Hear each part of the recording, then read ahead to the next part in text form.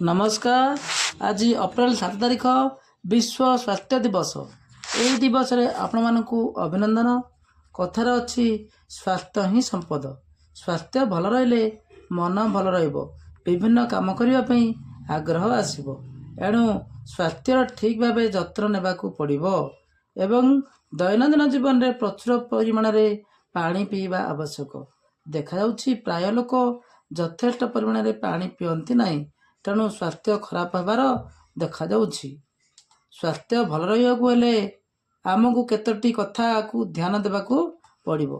सेगुड़िक होला नियमित व्यवधान रे खाद्य खाइबा, जेतिकी आवश्यक सेतिकी खाइबा, रात्र समय रे हल्का खाद्य खाइबा, तटका खाद्य खाइबा, आवश्यक मन कले डाक्तर सह परामर्श करिबा, प्रत्येक दिन व्यायाम करिबा और व्यायाम पर किछि समय विश्राम नेबा, ताहले आमे आम शरीर को सुस्थ रखि परिबा।